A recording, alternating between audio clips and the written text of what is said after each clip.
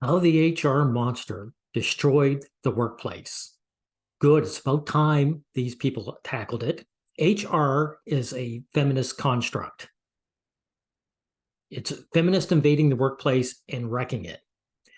Now, these people, it's so bad that these people can't ignore the problem. However, they still ignore who is doing it and for what purpose. Now, this is only a year old, right? So it's coming to a head. Now, I will respond to this and correct them where they get it wrong. Now, the subject of our talk today is something which most of us in our lives have experienced, and that is good old-fashioned personnel, or rather, as it's known now at work, human resources. This is a department in most firms and charities and government departments which has hugely grown in recent years. Know why it's hugely grown, guys? Because it's an easy gig and women flood it, right? It's a work for women is what it is. They don't have to deal with grimy work. They come and join HR. And because women have flooded HR, feminism comes with it. Remember, feminism comes from women. And what does it do? It attacks the men in the company. So when they say destroy the workplace, they mean they destroy the men. And the effect of it has been extraordinary in many ways. Now, to discuss extraordinary or just extraordinarily bad, you mean, right? it, I'm very pleased we have the Daily Telegraph columnist Juliet Samuel, who recently wrote a fantastic piece about the growth of HR. Which can't be a fantastic piece since she doesn't want to call out the feminist. It does seem a bit of a dry topic on the face of it. But I'd say to you, Julia, that this is one of the great unstudied areas at the moment in terms of the kind of political revolution we're going through, the cultural revolution. I mean, first of all, what do you see? Why did you write about it? What is the problem, do you think?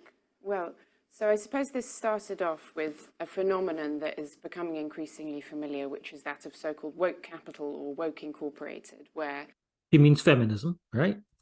You suddenly see big companies start to do strange things that you can't understand how it's in their interests, whether it's espousing some kind of radical, usually left-wing ideology. Not left-wing, this is feminism. Feminists are on both sides of the political spectrum. You guys should know that. For those of you who don't, learn this. She's trying to blame left-wing for what these women are doing. Do you understand what's going on here, okay? Or announcing, But here's another thing. It's not strange. Once you understand a hate movement is in control of the workplace, nothing they do is strange. Remember, HR is easy work for women, right? And so they're not worried about unemployment or employment even, because women generally don't have to work for a living. Not like men do. And so that's why they can damage the companies. Attack the men, tank the company. New working practice or a new well-being initiative, something that seems slightly off from what you would think their purpose is. And so what I wanted to do was to look at organizationally how and why is this happening, almost from a sociological point of view, because I think there's been a lot written about the effects of this or the instances we see, whether it's in university campuses or employment tribunals or discourse. But what we haven't really looked at is organizationally who is doing this and why are they doing it. And that's right. She's right about this. They never look at who's doing it and why. And this woman is going to get it wrong purposely. Actually, a lot of it in workplaces has now come out of universities and it is in workplaces. A lot of it is coming from this department, the Human Resources Department. So that's what I wanted to look at.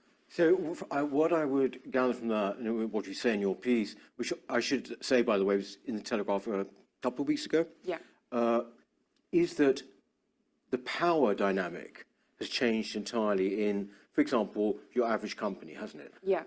What used to be a bit of a backwater personnel, it was a very technical thing, wasn't it? Payroll and all of that. It's now become this extraordinarily powerful department, hasn't it? Yeah. So there's Yeah. Once the women come in, the women are in charge. Guys, listen, the women are in charge. So it doesn't matter. Whatever department they get into has the power. been a transformation basically since the early 90s, but it's massively accelerated in recent years, which is why it's become more present and urgent to look at it. But He's right about that. This hate movement has gotten in positions of power, and they're accelerating their hatred towards men in the universities and now in the workplace. basically what happened is from the 80s or 90s, and this correlated with a period when, at least in the UK, but also in the US, you started to get much more employment legislation, expanding into all areas of how you manage your staff. And with that came a phenomenon that started in the universities, as a lot of this does, in business schools. How you manage your male staff, or in this case, how you abuse them. Where the personnel department, which processed paperwork, admin, payroll, sending letters in the right way, started to become transformed into a specialism.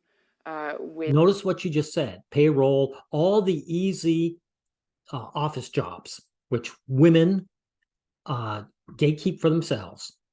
The women are there, the feminist follows. With an academic discourse behind it. And there was this fellow, David Guest, who wrote a model of human resources management. And the promise of this model was that if you can manage your staff better in this new modern way, then they'll be more productive and you'll make more money. And so it all started there. And it was actually interesting initially. The sort of trade union movement that had been defeated in the 80s was quite suspicious of this newfangled thing called human resources, because it was meant to, Yes, and they were right to do so. it was serving the corporate interest.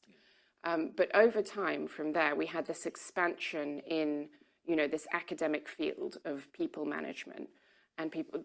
But notice, guys, they're no longer serving the corporate interest, are they? She even admitted it earlier, right?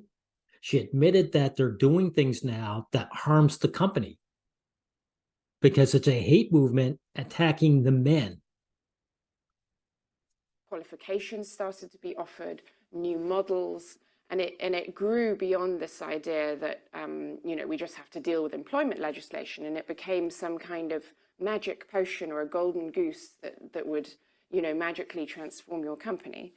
And then over the last probably decade, particularly since the financial crisis in financial. Oh, by the way, even if you were giving a crystal ball back then, these companies, they couldn't stop this from happening because you're not allowed to have an all-male company. You're allowed to have an all-female company, but you're not allowed to have an all-male company. You can't say, sorry, this is for men only. See? Companies, but also in the public sector, this question of company culture came to the fore, and the idea that if you could manage a bank's culture, then you could avoid things like the financial crisis. That the financial crisis wasn't a question of low interest rates and misguided regulation, and it was a question of toxic masculinity or something. Well, there you go. So she's using fem speak. She knows it's feminist for a fact. So for them not to mention these people, the feminist, means that these people are dishonest. These two people talking are dishonest. Something like that. And instead of thinking, well, workplace culture is usually set by the managers, and so if they're a good person and they manage things well, then, and they listen to people, then usually things are okay. It started to become, no, this is a specialism. It needs to be regulated. It needs to be discussed. There need to be guidelines and policies and handbooks. And so it grew into this, bureaucratic, sort of towering bureaucratic edifice. See how she's trying to play it like it's its own thing? Well, it is its own thing. The women are hostile to the men in any company, and they embrace this feminism. That's what's going on. That's what the policies are, right? And one of the policies where I work is that you're not allowed to compliment anyone, no matter how well it's meant. What it really means is the men can be fired if they compliment the women, because we all know that in practice, women can compliment men, and men will not go to HR. Do you see? So it's strictly a one-way policy, and they know it works that way. And then you had imported into that a lot of radical ideology, which maybe we'll come to next. What are we talking about? Not radical, hateful. Feminism is mainstream. There's nothing radical about it.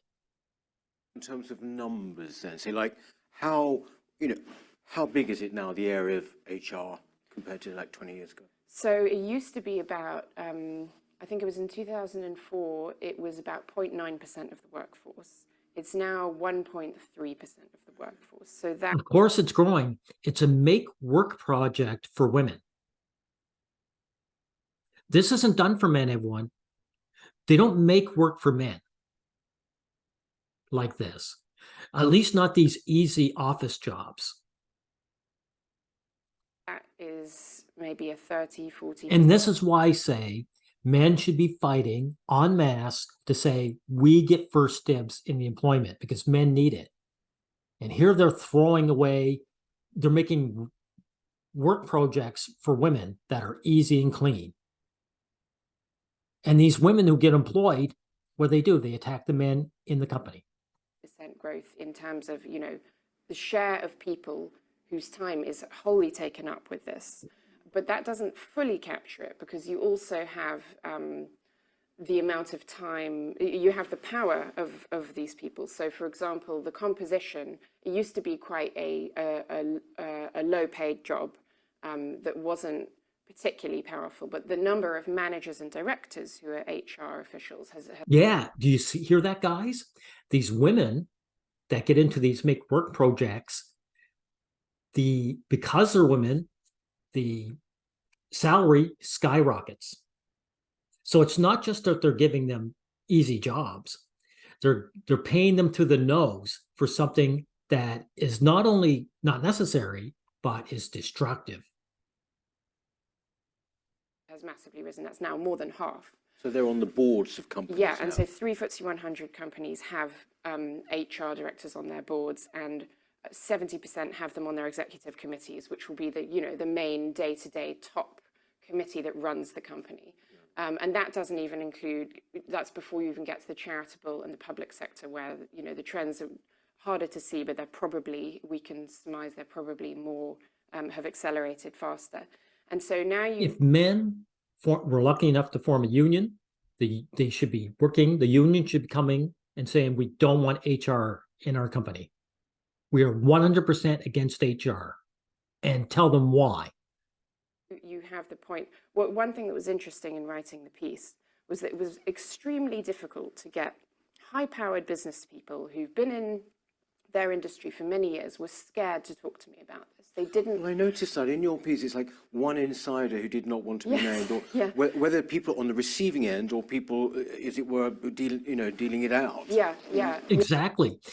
This is the power, the social dominance the average woman holds. They get into these groups and they're in charge. So the people who are up top aren't up top. They don't have the real power, right? They're scared to speak out because they know what will happen to them if they do. Yeah, people don't want to be named because they're scared, and that goes to your previous question. Why is the CEO of a major company scared of the personnel manager? And because the personnel manager is a woman, and women can get men fired at their word. That's why the CEO is afraid of her. That's why the male CEO is afraid of these female HRs. a large part of the reason for that is the ideology that has now entered companies via the HR department. She doesn't mention what the ideology is, does she? Right, exactly. So she's a dishonest person. And a lot of that is very radical progressive ideology, what some people call woke norms. And what people are scared So anyone who's this must be a right-wing channel, because woke is a shield term for feminist. And feminist is a shield term for women. All this is to hide the hostility women have in the workplace to the men in the workplace. of, what managers are scared of, is being caught on the wrong side of this movement, that which they know is very vicious, which they feel to be very powerful, although is actually probably not as powerful as it presents itself. And they get told by that it is powerful in the way that money is powerful. Think of it this way, guys. You know that money, like paper money, is just paper.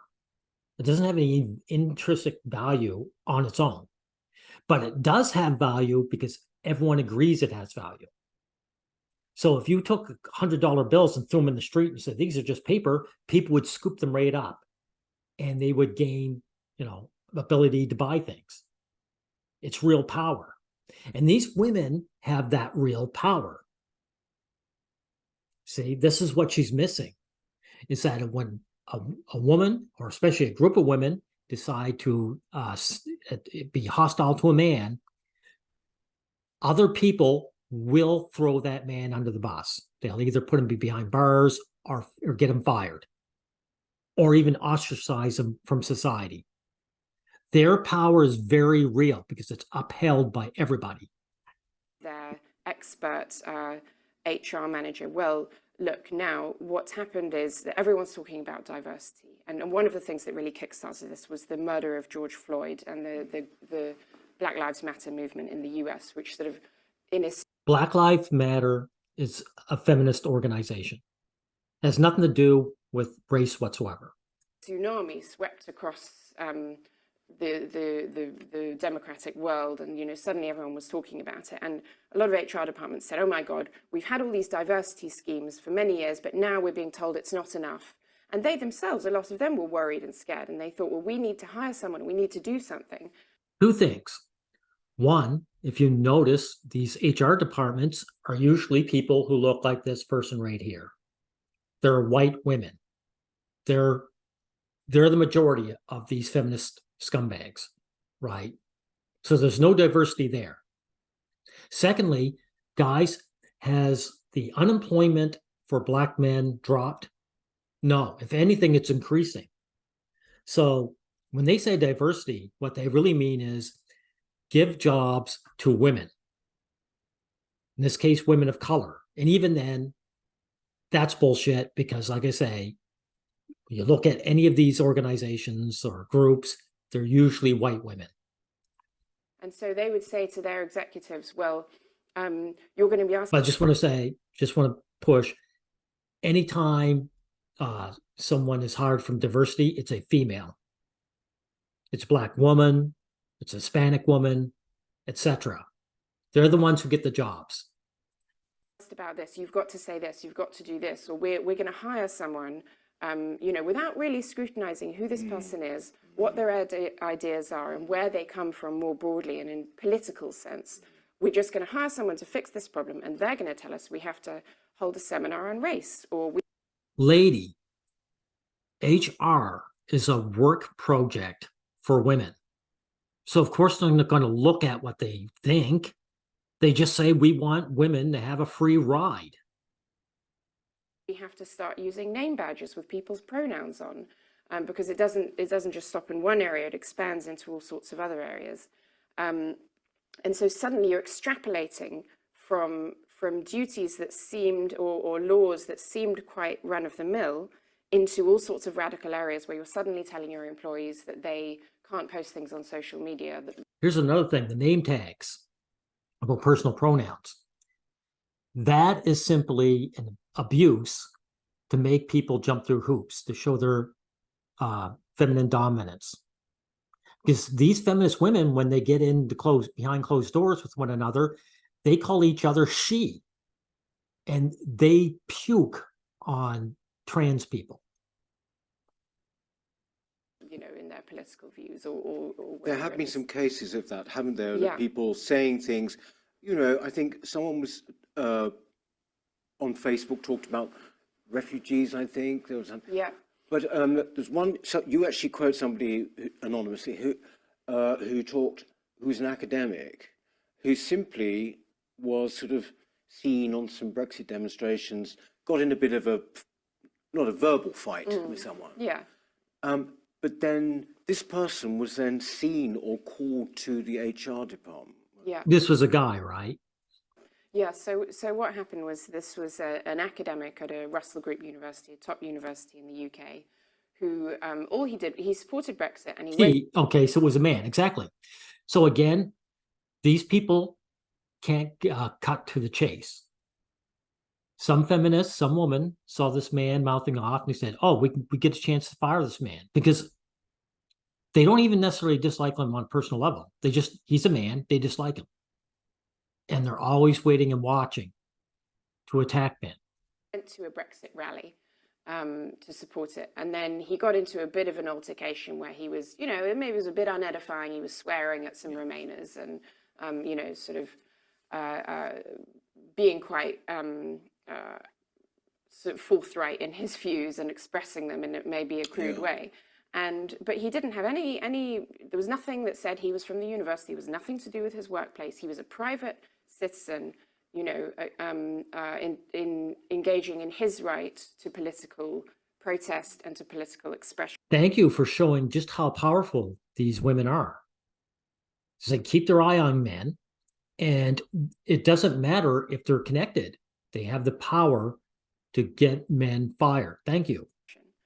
But this was found on social media. Someone identified who his employer was. And immediately, the HR department was flooded with complaints. They said, we've got to do something. This is appalling. And, you know, he was hauled immediately into a process that would eventually lead to them firing him. Thank you. There you go. You see? And you can see, guys, how I and the rest of the PMC, we hit the target. We tell you what's going on here. And this woman and the man she's talking to don't. They're acting, why is this happening? I'm so surprised. He did then manage to appeal and won his appeal because this doesn't happen to women. Okay? The only time it happens to women if they buck the system, the feminist system, but it doesn't happen to random women. A woman who was, let's say, for or against Brexit, she wouldn't be tracked down like this. At some point, they realized legally, actually, you can't just fire someone for their political views, even if they express them in a way you don't approve of. But it went through months where he could feel his job being prized from his hands. And he was, you know, his PhD students were pressured to move to other supervisors. He was suspended from teaching. He kept being called to hearings, and then weeks would pass and he didn't know what was going on. And as you see, even if he keeps his job, no man wants to go through all that, does he? So it's a chilling effect on men's voices.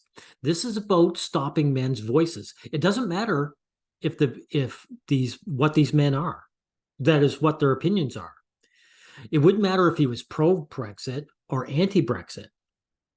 He was giving his voice as a man, and that's what they wanted to stop. And he's just one of you know, many cases. And these are just the cases that hit tribunals or that we hear about, where HR departments are often finding themselves on the wrong side of the law in their enthusiasm to import this idea. Of course they're fighting against the law. HR is a hate movement. It's just like the KKK are often on the opposite end of the law. And yet when they do, does anyone shut HR down or at least fire individuals that are responsible? No. And they don't, a lot of them don't realize what they're doing is extremely political and extremely. See what I'm talking about, guys? A lot of them don't realize what they're doing. They know exactly what they're doing, just like you know exactly what you're doing. This hate group does its hate very well. It works very well. They know what they're doing. This is their purpose, and they succeed at it. And you were trying to cover this up. Controversial. They think that all they're doing is implementing the company handbook. No, they don't think that. Or some of them even think that they're making the world a better place and that they're crusaders for a moral force. Well, their idea of a better place is putting men in their place. Is turning the average man into a nigger. That's how they see the world as a good place. But actually what they're doing is suppressing, rights of employees that go back, decades and sometimes the rights of male employees. Centuries, and overbearing and stamping out dissent. It's there was also the case of Maya Forstater, wasn't there? That was, I think she just simply said there's such a thing as biological sex in her view, and she was dismissed. But I think she won her case. Yes, she did, and that's one of the. This is the only time they go after women, guys. If they buck the doublethink. You know what doublethink is? 1984. Doublethink is we want one thing, but here's the other. They're contradictory thoughts.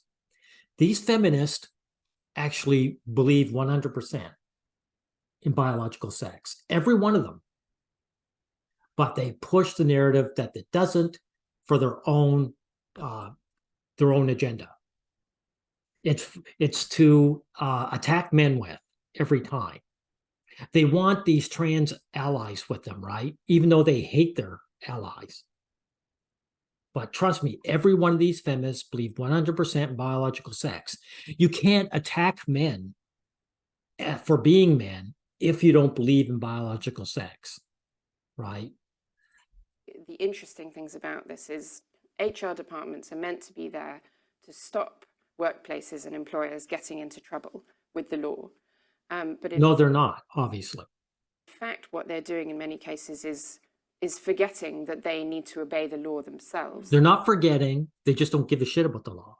They make their own laws. So, Mayor Forstater was one case where they tried to fire her they did fire her for saying that she didn't believe that you could become a woman or become a man. But there was another case of that I mentioned and again, they mentioned it. That woman won her case because it's men they're after, not women. Piece of a Lloyd's employee who wrote something against refugees in Calais on her Twitter, I think it was, and then found herself in a disciplinary process, and in the end, the law was on her side. So they've strayed so far from what you can't fire women, can you? Their function is, which is meant to be to protect the company, into almost inadvertently becoming, social justice warriors in a radical movement. Why don't sort of like the chief executives or the chairman? If this movement, which you never name properly, is so radical, why is it a part of HR? And you guys are fine with that. Why isn't the conclusion is we got to get rid of this radical movement in HR, right? Why don't they sort of say steady on? Why don't they stop it? Well, I think there's a. Hey, that's a good point, dude. Well, I'll answer before this woman does, because there are women, and women are dominant in every portion of society, so they can't remove women. There's a mix of answers to that. The most positive answer is that in some workplaces they do. And I did speak to one chief executive of a big company who said, look, we've taken this and we have implemented some diversity stuff. We've started celebrating Eid in the workplace. We have a lot of Muslim employees as well as Christmas. And actually that's been quite positive. But, and that person saw their HR department creating a presentation about white privilege, and they said, no, we're not going to do that because we don't want to create hate groups in this company. We're going to do positive things. Yeah, why create hate groups when there's already one in charge? that try to improve relations. And But again, these Muslims that they hired, were they men or women?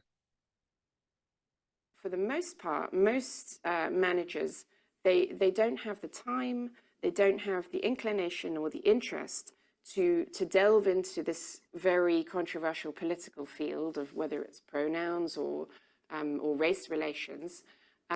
They do have the time, but you're right. They don't have the inclination. They're cowards and they're afraid, and they know they'll get fired. That's why.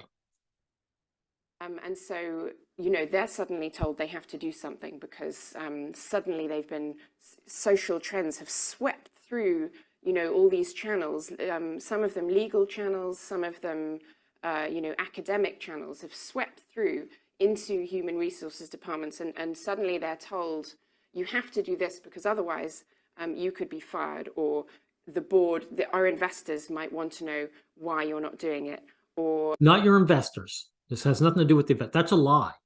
It's because the women who are in HR, who are in charge, will threaten to fire you. there might be a Twitter storm and we'll have to suspend you. And Yeah, a Twitter storm, exactly. Guys, go on Twitter and see that they're still fighting over the Depp Heard trial. That there are still feminist man haters supporting Heard perpetually, right? These feminists, they have the internet to work with now, and they get online and they stalk you. So when she's talking about that, she didn't mention what they are. They're a stalking group. So if she was anywhere near on the man's side, she'd call them stalking and say, this is illegal. And these people should have their Twitter shut down. If not, have them arrested. Right? And, these threats aren't usually issued explicitly, but people can see what's going on. They see witch hunts on social media. They see investors, some of these large. I think their stalking is very explicit. But you're right, it's not official policy. And yet at the same time, I can't even say that. It is official policy. They just don't say men and women. That's the only unofficial thing. Everything else is official. They just use different words to mean men and women. Large institutional investors putting out statements saying, we want all our companies to tell us why, they don't have this amount of representation. We want to set them targets on this. And people feel, some of them, that they have to do something. Now, there's a third category who are the executives or the managers. This is about firing men, by the way. If you're a company who already has all its personnel and they demand people of other races, it means men are going to get fired. Not these white women. They get to keep their position. It's the white men who get booted out. And then the men get resentful and turn it into a race issue when it's not a race issue. Who fully embrace it, who go all but guns blazing, and sometimes are the trailblazers for this stuff. People like Lord Brown, who and there's a lot of interesting sort of psychological questions as to why someone would do that. Are they trying to purge themselves of a career that's out of fashion, or are they trying to is it a power? One of the major drivers of this is probably a sort of power mania. They've suddenly. Thank you for admitting it. There's not a lot of psychologicals. You've got a hate movement in control of the workplace, and they're attacking the men. It's all very simple.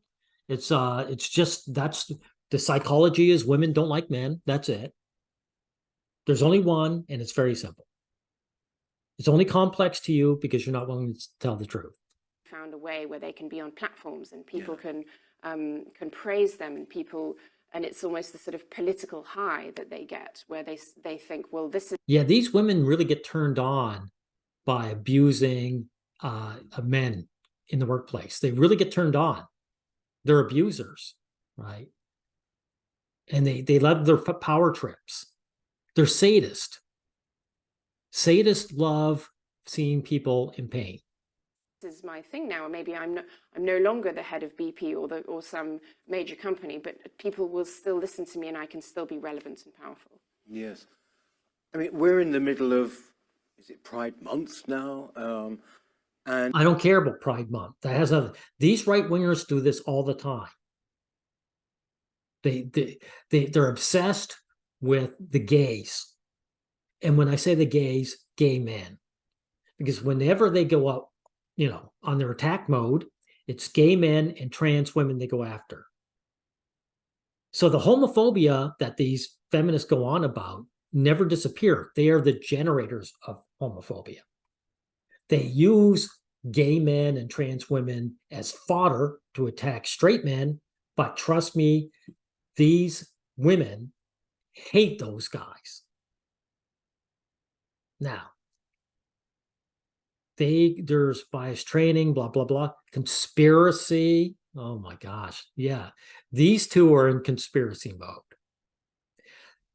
I don't think it's worth going through the rest of it. We've gone through half, and you can see what's going on here. That these two, they recognize there's a problem. They're not willing to address the source of the problem. Even when they speak, we got to address the problem. They're not willing to call out who's doing it, and they're not, therefore, willing to come to the proper what do you call it? Just a minute, I had to think of the right word. The proper resolution. They have to be willing to say there's a hate movement in HR, and it has to be removed. That's what we have to say. We got to kick the hate movement out. The hate movement is feminism, and it hates men, and we've got to stop that. That's what they have to say. This is a mere year old. They still haven't been able to say it, and they're not going to say it ever. So these two are another couple losers, and actually they're hostile to men. Anyone who can't come out and say the truth is hostile to men. Anyway, I'm going to end off by saying I spit on HR. I spit on that hate movement.